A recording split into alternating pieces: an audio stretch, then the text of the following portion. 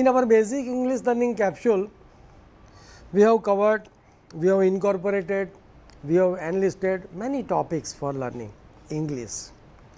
While if you really want to learn English, then as you know, the capsule is a words which is coined or which is derived in the form of medicines. And when any doctor prescribes you any medicines, so they ultimately prescribe some capsules. And in that capsule, there are some contents being contained in there. તો capsule એક એવી ગોળી છે કે એ ગોળીની અંદર અલગ અલગ પ્રકારની જે વસ્તુઓ છે એ વસ્તુ એની અંદર સમાવિષ્ટ કરેલી છે. તો તમે જોઈ શકો છો કે આપણે જ્યારે બેઝિક ઇંગ્લિશ લર્નિંગની કેપ્સ્યુલની અંદર આપણે અલગ અલગ ટૉપિક એની અંદર સમાવિષ્ટ કરેલા છે, એની અંદર આવરી લીધેલા છે. અને એ ટૉપિકને આધારે જો મિત્રો તમારે અંગ્રેજી ખરેખર શીખવું હોય તો આ બધા ટૉપિક્સ, આ બધા વિષય છે એને તમારે ચોક્કસ બહુ જ ધ્યાનથી એક અભ્યાસના રૂપની અંદર કરવાનું છે. માત્ર એમાં વાંચવાનું નથી, એનું અધ્યયન કરવાનું છે. અને એ અધ્યયનની અંદર તમારી જે પોતાની અવેરનેસ છે, ધ્યાન છે, એ બહુ અતિ આવશ્યક છે. તો મિત્રો આપણે જોયું કે એ કોઈ પણ અંગ્રેજી શીખવા માટે તમારા માટે બહુ જરૂરી છે તે વસ્તુ છે કે અલગ અલગ વૈવિધ્યકાળ. For learning English to develop your skill of reading, writing, speaking, you need to learn different tenses, and as a part of our tenses we have so far covered all the topics on the tenses, and some of the tenses which is still to be covered. So today we are going to cover past perfect continuous tense. આપણે પૂર્ણ ચાલુ ભૂતકાળ લેવા જઈ રહ્યા છે અને ભૂતકાળ લેવા જઈ રહ્યા છે એટલે એક વ્યક્તિ છે અને એને લેવા જઈ રહ્યા નથી, પણ આપણે એની અંદર ડોક્યુ કરી રહ્યા છે, આપણે એની અંદર સંદર્ભમાં કંઈક ભણવા જઈ રહ્યા છે. તો મિત્રો આ ચાલુ પૂર્ણ ભૂતકાળ એવો છે કે ભૂતકાળની તેના પહેલાંના ભૂતકાળની અંદર કોઈ ઘટના ઘટી રહેલી હોય અને તે ભૂતકાળના સંદર્ભમાં આપણે એનું સ્મરણ કરી રહ્યા હોય અને ત્યારના તે ભૂતકાળના પૂર્વેનો ભૂતકાળ અને ત્યારના ભૂતકાળની અંદર એ ક્રિયા તે ભૂતકાળ દરમિયાન ચાલતી રહેતી હોય તો એને અભિવ્યક્ત કરવા, એને વાપરવા માટે આપણે ચાલુ પૂર્ણ ભૂતકાળનો ઉપયોગ કરીએ છીએ. તમને થયું કે આ સર કેવું બોલે છે કે ભૂતકાળની અંદર એક ક્રિયા શરૂ થઈ ગયેલી હોય અને તેના ભૂતકાળની અંદર તે ભૂતકાળની અંદર તે ચાલતી હોતી હોય, પણ અત્યારે નહીં, વર્તમાનમાં નહીં, પણ ભૂતકાળના સંદર્ભમાં જ્યારે વાપરે છે. તો મિત્રો અહીંયા આપણે જોઈશું કે what is the structure of the past perfect continuous tense. તો here as a matter of fact, as I have already told you that there is a formation, there is a structure, there is a formula. In that formula, in this structure we will see the first is subject plus head plus been plus present participle plus object. મતલબમાં કર્તા આવે છે, કર્તા પછી હેડ આવે છે, ત્યાર પછી બીન આવે છે, ત્યાર પછી વર્તમાન કૃદંત આવે છે, પછી કર્મ આવે છે. વર્તમાન કૃદંતમાં એવો થાય કે જે મૂળ ક્રિયાપદ છે એની અંદર આપણે આઈએનજી ફોર્મ લગાડવાનું.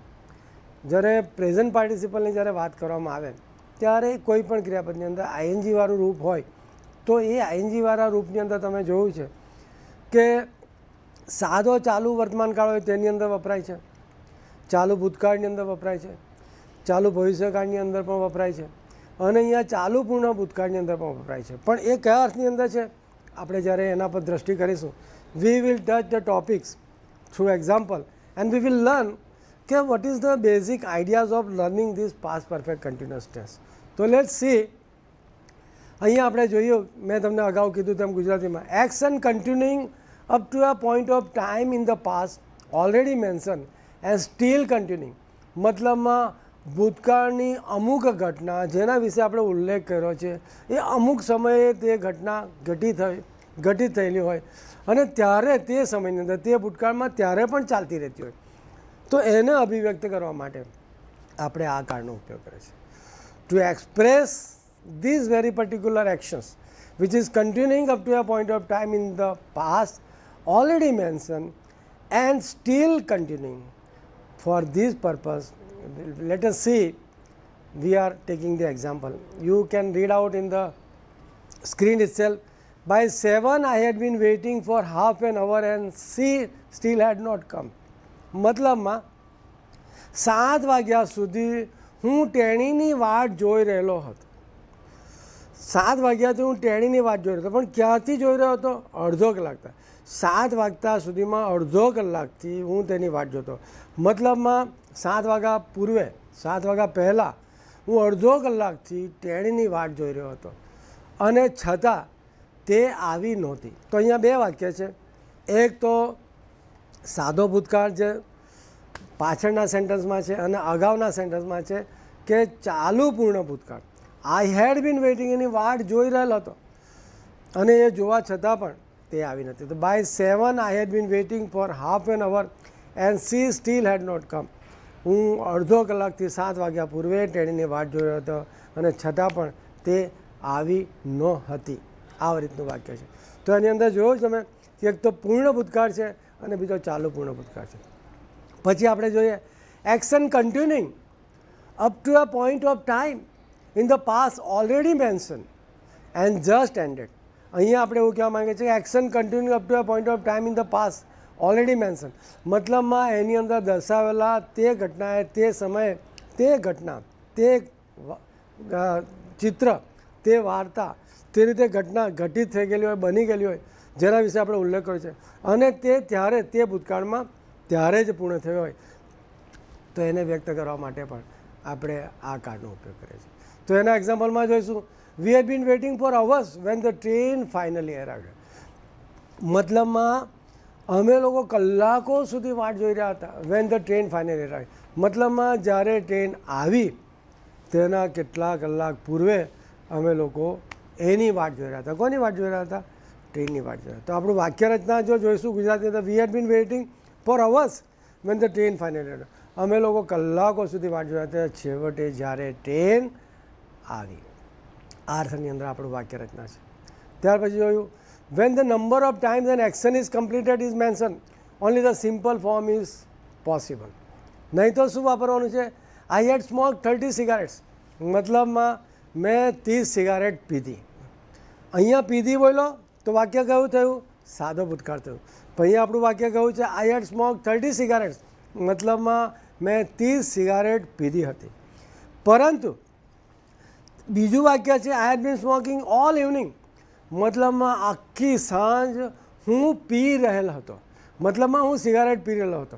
હવે જો હું એવું વાક્ય બોલું ચાલુ પૂર્ણ ભૂતકાળની અંદર કે હું સાંજ સુધી આખી સાંજ 30 સિગારેટ પી રહ્યો હતો, તે વાક્ય ખોટું છે. મેં 30 સિગારેટ પીધી એ તો પતી ગયું. એટલે એના માટે આપણે પૂર્ણ ભૂતકાળ વાપરે છે કે આઈ હેડ સ્મોક 30 સિગારેટ. હવે દાખલા તરીકે કોઈ માણસ ડ્રંકર્ડ હોય તો એ માણસ આપણે કહીશું કે ભાઈ he had taken or he had consume 5 packs of wine. પણ એ આખી સાંજે પી રહ્યો હતો, આખી સાંજે વાઇન પી રહ્યો હતો, તો આપણે શું કહીશું કે હી had bin consuming wine all evening. મતલબમાં આખી સાંજ એ વાઇન પી રહ્યો હતો. તો અહીંયા તમે જો કે નંબર ઓફ ટાઈમ જો તમે કોઈ ઘટના કરી હોય તો તેની અંદર તમારે ચોક્કસ પૂર્ણ ભૂતકાળ વાપરવાનો છે. પણ ચાલુ પૂર્ણ ભૂતકાળ જો તે જ સંદર્ભમાં હોય તો આખી સાંજ એ ઊંઘી રહ્યો હતો, આખી સવાર સુધી તે સૂઈ રહેલો હતો અને આપણે કહેવાય કે ભાઈ એની અંદર નંબર એ 20 કલાક ઊંઘી લીધું હતું તો એ અર્થની અંદર એમણે શું થશે કે 20 કલાક ઊંઘ્યો. પરંતુ અહીંયા જ્યારે આખી સવાર સુધી ઊંઘી રહ્યો હતો તો એ જે ઊંઘવાની જે ક્રિયા હતી તેની અંદર પણ એ ક્રિયા ચાલુ હતી. તો એ દર્શાવવા માટે આપણે આ કાર્ડનો ઉપયોગ કરીએ છીએ. મિત્રો, હું માનું છું કે તમને આની અદ્ભુત રીતે સ્પષ્ટતા થઈ છે. હવે આવે છે ક્વેશ્ચન. મતલબ અહીંયા આપણે જોઈશું કે પ્રશ્નાર્થ વાક્યની અંદર આપણે એની રચના કેવી રીતે કરી શકીએ છીએ. How long had you been living in Baroda when the students riots began. જ્યારે વિદ્યાર્થીઓના તોફાનો શરૂ થયા ત્યારથી તમે બરોડાની અંદર કેટલા વર્ષથી રહેતા આવેલા હતા? મતલબમાં ક્યાંથી તમે રહેતા આવ્યા હતા? મતલબમાં હું કહું કે હું 1980થી બરોડાની અંદર રહેતો આવ્યો હતો જ્યારે આ સ્ટુડન્ટ્સના રાઇટ્સ થયા હતા. મતલબમાં એ દર્શાવવા માટે આપણે આવી વાક્ય રચનાનો આપણે ઉપયોગ કરીએ છીએ. For expressing such particular kind of narratives તો we generally use such kind of pattern of sentences. Had he been feeling ill before his heart attack. મતલબમાં એને જ્યારે હાર્ટ એટેક આવ્યો ત્યારે એ પોતે માંદગી અનુભવી રહ્યો હતો. હેડ he been feeling ill before his heart attack, મતલબમાં તે પોતે માંદગીની અનુભૂતિ કર્યો હતો જ્યારે એમને હાર્ટ એટેક, એટલે મતલબમાં હાર્ટ એટેક પૂર્વે શું તે માંદગીની અનુભૂતિ કર્યો હતો, કારણ કે માંદગીની અનુભૂતિ કરી રહ્યો હોય તો એના પરિણામે પણ હાર્ટ એટેક આવી શકે છે. તો આ અર્થની અંદર આપણી પ્રશ્નાર્થ વાક્ય રચના છે. અહીંયા આપણે નેગેટિવની અંદર જો normally the simple form is use, મતલબમાં સામાન્ય રીતે સકારાત્મક, જેને નોર્મલ ફોર્મ જે કહે છે, સાદું સ્વરૂપ, એની અંદર આપણે એનો ઉપયોગ કરતા હોય છે. When we met last weekend I had not seen him since our school days. અહીંયા વીકેન્ડનો અર્થ થાય છે સપ્તાંત. સપ્તાહના અંતની અંદર આપણે ગુજરાતીની અંદર શબ્દ છે સપ્તાંત. I believe it is in Hindi also for weekend there is a word સપ્તાંત. તો અહીંયા શું છે, when we met last weekend, જ્યારે અમે એમને છેલ્લા સપ્તાંતમાં મળ્યા. I had not seen him since our school days, અમારા સ્કૂલના દિવસોથી ક્યારે પણ અમે તેને મળ્યા નહોતા. આઈ હેડ નોટ સીન હિમ મતલબમાં એને મળ્યા નહોતા. ક્યારે? જ્યારે અમે છેલ્લે મળ્યા સપ્તાહના અંતમાં, તેના પૂર્વે કેટલા વર્ષોથી, મતલબમાં I had not seen since our school days, મતલબમાં શાળામાં હું જ્યારે ભણતો હતો ત્યારથી લઈને આજ સુધીમાં અમે ક્યારે મળ્યા નહોતા. ક્યારે? જ્યારે મળ્યા ત્યારે જે સપ્તાહમાં મળ્યા તેના પૂર્વે અમારા સ્કૂલ ડેઝની અંદર અમે મળેલા, તે દરમિયાન ત્યાર પછી અમે ક્યારે એમને નથી મળ્યા. એ રીતની આપણી આ વાક્ય રચના છે. અને પછી છે આપણું બીજી રચના, but when the negative action is itself a continuous, the continuous form is use. મતલબમાં નિષેધ વાક્યો જે છે એ એના પોતાના સ્વરૂપની અંદર કન્ટિન્યુઅસ હોય, ચાલુ હોય, તો એના માટે તમારે ચોક્કસ છે કે ચાલુ રૂપ જ આપણે વાપરવાનું હોય છે. તો અહીંયા જોઈએ આપણે કે આઈ હેડ નોટ બીન સ્લીપિંગ વેલ, મતલબમાં મને સારી ઊંઘ આવી રહી ન હતી. મતલબમાં હું સૂતો, સૂવાનું ચાલુ કરી દીધું હતું, વચ્ચે પણ ઊંઘ ના આવી, ત્યાર પછી પણ નહીં આવી, અને મેં સારી નિંદ્રા નહોતી લીધી. મતલબમાં I had not bin sleeping વેલ, હું અદ્ભુત સારી નિંદ્રા માણી નહોતો શક્યો, લઈ નહોતો શક્યો. તો એ અર્થની અંદર નહીં, જે અર્થની અંદર કન્ટિન્યુઅસ છે તો એ રૂપ એની અંદર આવે છે. અને એના માટે શું છે, I had not bin sleeping વેલ, બરાબર છે. તો એ રીતની વાક્ય રચના છે. હવે let S C and study this example. આ પરિસ્થિતિના દ્રષ્ટાંતનો અભ્યાસ કરો. અહીંયા આપણે જોઈએ છે કે there are some situations given and in this situation you have to understand. સિચ્યુએશનના આધારે એની જે વાક્ય રચના છે ગુજરાતીની અંદર અને ઇંગ્લિશની અંદર, તો તેના પરથી તમે ગેસ કરી શકે કે એના પરિણામ સ્વરૂપ what is the other outcome which is going to take place. અહીંયા આપણે જોઈએ, yesterday morning I got up and looked out of the morning. ગઈકાલે રાત્રે હું ઉઠ્યો. જો તમે વાક્ય જુઓ કે એક સાદા ભૂતકાળમાં છે, અને બારીની બહાર જોયું. Yesterday morning I got up and looked out of the window. ગઈકાલે સવારે ઉઠ્યો અને બારીની બહાર જોયું. The sun was shining but the ground was very wet. અહીંયા બધા અલગ અલગ કાળની અંદર પ્રેઝન્ટ ટેન્સ ઓફ ટુ બીના, પાસ્ટ ટેન્સ ઓફ ટુ બીના અર્થની અંદર વોઝ અહીંયા વપરાયેલું છે, તેમ પ્રેઝન્ટ ઓફ ટુ બીની અંદર ઇઝ એમ આર વાપરી છે. તો આ બધી રચના આની અંદર સમાવિષ્ટ કરેલી છે. તો આપણું બીજું વાક્ય છે, the sun was shining but the ground was very wet. સૂર્ય પ્રકાશિત થઈ રહ્યો હતો પરંતુ મેદાન ઘણું ભીજાયેલું હતું, મતલબમાં ભીનું હતું. એનો મતલબ શું? તો એના પરથી તમે શું ગેસ કરો છો, એના પરથી તમે શું અનુમાન કરો છો? તો ચોક્કસ છે કે આખી રાત કદાચ વરસાદ પડ્યો હોય, ઘણા કલાકથી વરસાદ પડ્યો, અને એના પરથી અનુમાન એવું આવે છે, એનું તારણ એવું આવે છે, ઇટ હેડ બીન રેનિંગ, વરસાદ વરસી રહેલો હતો. માટે જ તો તમે જ્યારે ઉઠ્યા, તમે બારીની બહાર જોયું, સૂર્ય નીકળેલો હતો, પણ તેના પૂર્વે તમે જુઓ છો કે આખી રાત વરસાદ પડ્યો. તો કેમ? કારણ કે તમે સ્પષ્ટ જે ગ્રાઉન્ડ જુઓ છો એ ગ્રાઉન્ડ કેવું હતું? ભીંજાયેલું હતું. તો એના પરથી આપણે આ દ્રષ્ટાંતને આપણે એ પરિસ્થિતિ આપી છે એનું વર્ણન કરવામાં આવ્યું છે. પછી આપણે આગળના વાક્યમાં જોઈશું, it was not raining when I looked out of the window, the sun was shining. જ્યારે મેં બારીથી બહાર જોયું ત્યારે વરસાદ વરસી ન રહ્યો હતો, સૂર્ય પ્રકાશિત રહ્યો હતો. આપણે અગાઉના જ વાક્યના સંદર્ભમાં જોયું કે બારીની બહાર જોયું, સૂર્યપ્રકાશ થઈ રહ્યો હતો, મતલબમાં ત્યારે તે વખતે એના પૂર્વે વરસાદ વરસી ન હતો.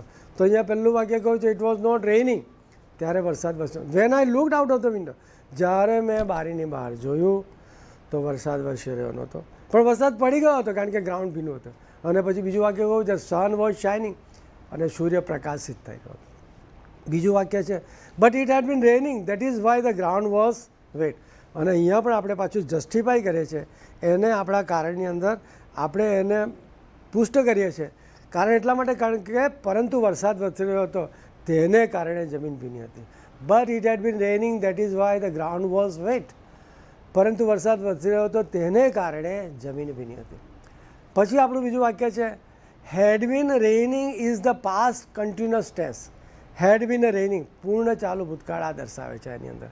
તો તમે જોઈ શકો છો કે આપણા સૂત્રના આધારે on the basis of our structure had been with present participle મતલબ આઈએનજી વર્તમાન કુદન રૂપ એની અંદર આપણે વાપરવાનું હોય છે. અહીંયા આપણે આગળ જોઈશું I he she etcetera had been doing. Here are some more example. અહીં થોડા વધુ દ્રષ્ટાંતો આપણે આપ્યા છે તેના પર જરા નજર કરીશું.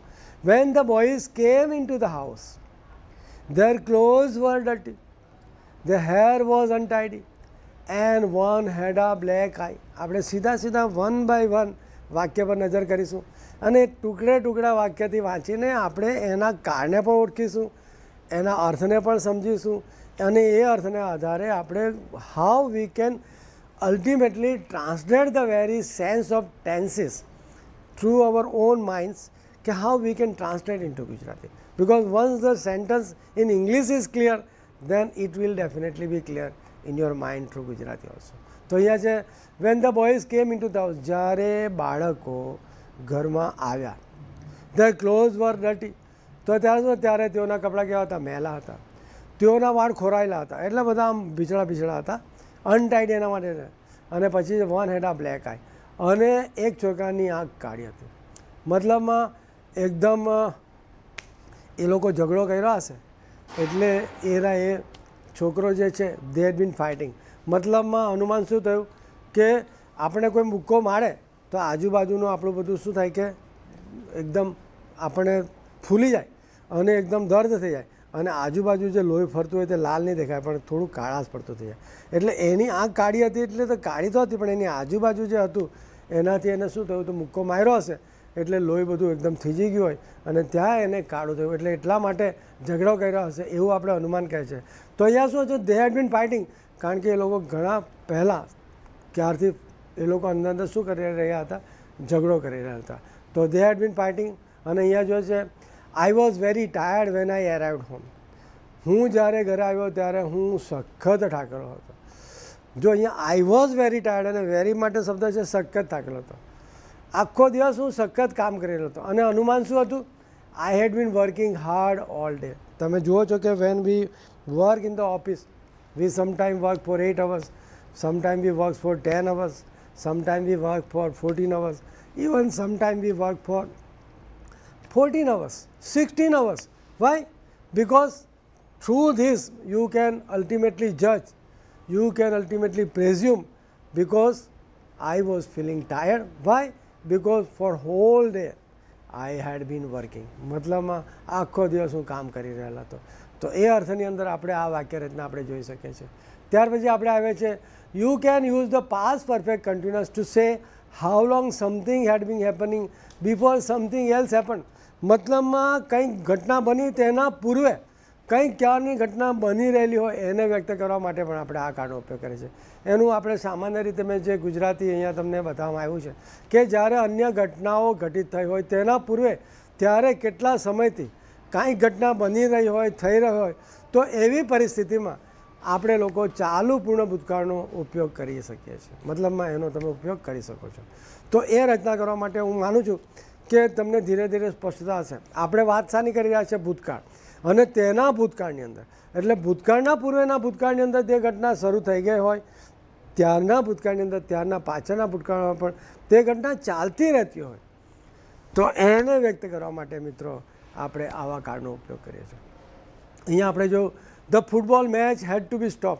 ફૂટબોલ મેચ બંધ કરવામાં આવી હતી. They had been playing for an hour where there was a terrible storm. જો પહેલું વાક્ય શું છે? આપણે અનુમાન કરવાનું છે કે ફૂટબોલની મેચ બંધ કરવામાં આવી હતી. They had been playing for an hour when there was a terrible storm. જ્યારે વાવાઝોડું થયું હતું ત્યારે તેઓ 1 કલાકથી રમી રહેલા હતા. મતલબમાં એકદમ ભયાનક વાવાઝોડું આવ્યું તેના પૂર્વે એ લોકો 1 કલાકથી રમી રહ્યા હતા અને પછી ઘટના શું બની? ફૂટબોલ તરત જ મેચ બંધ કરી દેવામાં આવ્યા. તો અહીંયા તમે જોઈ શકો છો કે આ 2 વાક્ય રચના છે. એના પરથી અનુમાનિત વાક્ય કઈ રચના છે? The football match had to be stop. બંધ કરવામાં આવી હતી. બરાબર છે.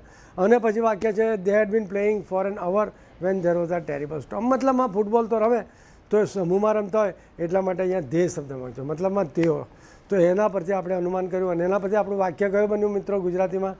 જ્યારે ભયાનક વાવાઝોડું થયું હતું ત્યારે they had been playing for an hour, ત્યારે તેઓ કલાકથી રમી રહેલા હતા. તો આ વાક્ય રચના થઈ. અને ત્યાર પછી આપણે જોયું છે Kishore had been smoking for 30 years when he finally gave it up. જ્યારે એને જ્ઞાન થયું કે 30 વર્ષથી એણે સિગારેટો પીએ જ રાખી અને જ્યારે એને કંઈ જ્ઞાન થયું ત્યારે પછી છેલ્લે એ જ્ઞાન કયું થયું કે ભાઈ પીવાથી હવે બધું આપણા શરીર માટે it is injurious to our health. અને હી had been smoking for 30 years, એ છેલ્લા 30 વર્ષથી ધૂમપાન કરેલો હતો. અને પછી હી રિયલાઇઝ અને હી ફાઇનલી શું કર્યું? He gave it up. મતલબમાં when he finally gave it up. એટલે અહીંયા આપણું ગુજરાતી વાક્ય શું છે તમે જોઈ શકો છો.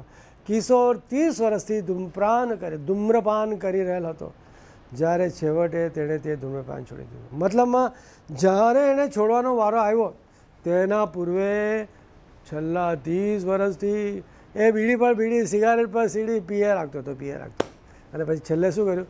છોડી દીધું. The past perfect continuous I had been doing is the past of the present perfect continuous I have been doing. Compare the following sentences. ચાલુ પૂર્ણ ભૂતકાળ એ ચાલુ વર્તમાન કાળનો ભૂતકાળ છે. ચાલો જરા આપણે એની તુલના કરીએ છીએ. પ્રેઝન્ટ અને past. How long have you been waiting until now.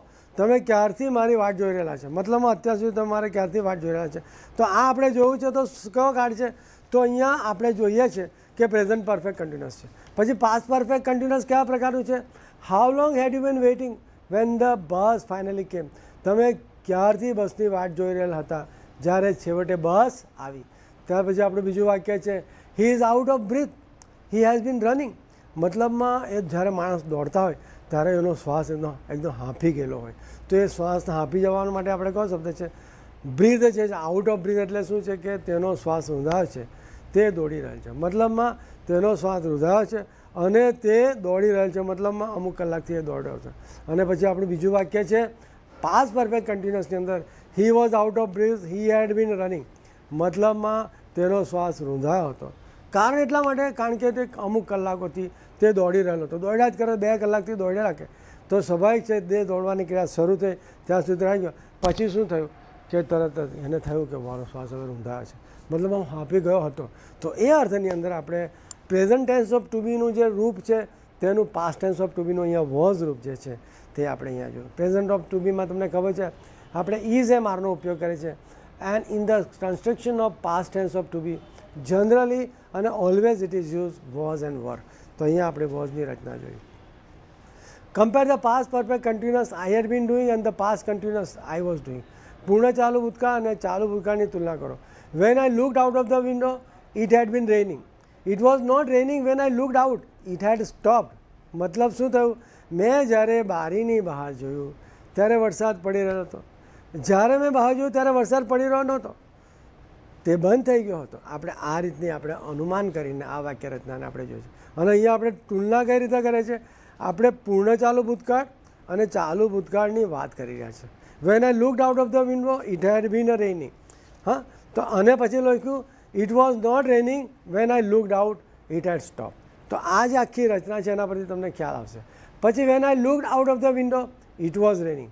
Rain was falling at a time I looked out. મતલબમાં મેં જ્યારે બારીની બહાર જોયું ત્યારે વરસાદ વરસી રહ્યો હતો. મતલબ શું થયો કે rain was falling at a time I looked out. મતલબ વરસાદ પડી રહ્યો હતો જ્યારે મેં બારીની બહાર જોયું ત્યારે. જ્યારે મેં બહાર જોયું ત્યારે તે વખતે ઘટના કઈ બની હતી? પણ આ બધી ઘટના કઈ છે? ભૂતકાળની છે. જ્યારે મેં બારીની બહાર જોયું ત્યારે વરસાદ પડી રહ્યો હતો. વરસાદ વરસી રહ્યો હતો. કેમ? જ્યારે મેં તરત જ જ્યારે બારીની બહાર જોયું, મેં જ્યારે બહાર જોયું ત્યારે તમને ખ્યાલ આવ્યો કે ભાઈ તે વખતે પણ વરસાદ વરસી રહ્યો હતો. પણ આ ક્રિયા ક્યારની છે? This very particular action, this very particular incidence represents the past of the past and still continuing, it is perfect continuous. તો મિત્રો આ વાક્યો થોડી રચના થોડી આમ મારી દ્રષ્ટિએ કહેવાય કે સમજવામાં તમને થોડી કઠિન લાગશે, પણ તમને મેં જે રીતે the way I explain to you in a very simplified way, friends, I hope, I am confident you will certainly understood it very thoroughly. અને અહીંયા જે મેં વાક્ય રચના બોલ્યા કે તમે બહુ જ સારી રીતે સમજ્યા, યુ હેવ થરોલી અન્ડરસ્ટુડ, તમે સારી રીતે સમજી ગયા છો એવું માનું છું. તો best of luck, thank you. આપણે જોઈશું આ જ કાર્ડને અંતર્ગત અલગ અલગ પ્રકારની આપણી એક્સરસાઇઝ છે, મનોયત્ન છે. મનો અને યત્ન, મનથી આપણે એના પ્રયત્ન કરવાના છે, એ વાક્ય જોવાના છે, એ વાક્યોની અંદર ક્યાંક ખાલી જગ્યા હશે, એ વાક્યોને તમારે એને ગુજરાતીમાં ભાષાંતર કરવાનું છે. પ્રશ્નોનો જવાબ આપ્યા પછી તમારે સંપૂર્ણ વાક્યની રચના ખાલી જગ્યા પૂરીને કરવાની છે. એ વાક્ય રચનાની અંદર આ જે સ્ટ્રક્ચર છે, આ જે ફોર્મ્યુલા છે, એને તમારે અંતર્ગત એને લગતા વાક્યોની રચના પૂર્ણ કરવાની છે. પહેલાં તો એ ખાલી જગ્યા તમારે એક્શન 1 હેડ બીનને પ્રેઝન્ટ પાર્ટિસિપલના રૂપમાં કરવાની છે, અને ત્યાર પછી જેમ અત્યારે ગુજરાતીમાં બધા વાક્યો બોલ્યા તે ગુજરાતીનું ભાષાંતર પણ કરવાનું છે. અને એ રીતે તમને બહુ મજા આવશે. એન્ડ આઈ એમ શ્યોર કે so far we have covered 2 tenses, each consisting of 4, that is simple present tense, present continuous tense, present perfect continuous tense, અને past tense, simple past, past continuous, past perfect. આપણે આ જોયું અને પછી આ જોયું આપણે પાસ્ટ પરફેક્ટ કન્ટિન્યુઅસ. તો આ રીતે આપણે જોયા, સાદા વર્તમાન જોયા. આ છે તે તો દરેકના જે ચાર જે કાર્ડ છે એને આપણે જોયા, અને એની વિવિધતા જુઓ કે once you have develop the grip, once you develop the confidence, you will be able to use each sentence while in speaking, while in writing, and you will become the master in English. Master in English means you will be a fluent speaker, you will be a fluent reader, you will be a fluent writer, and you will be a great listener also. સો અહીંયા આપણે જો લેખન, ગણન, વાંચન, શ્રવણ આ બધું જ્યારે સામે આવી જાય છે તો માનું છું. પણ મિત્રો એક વસ્તુ યાદ રાખજો કે આના થકી તમારી પોતાની શબ્દકોશનો ભંડોળ વ્યાપ થશે, ગુજરાતીની અંદર તમારી પકડ આવશે. You will develop the confidence, enhance your skill even in Gujarati words also. તો best of luck, thank you for the day. Bye. Dear students, now we will do the exercise for the chapter which we learnt. વાલા વિદ્યાર્થી મિત્રો, હવે આપણે જે વિષય શીખ્યા તેનું સ્વાધ્યાય એટલે કે તેની એક્સરસાઇઝ કરીશું.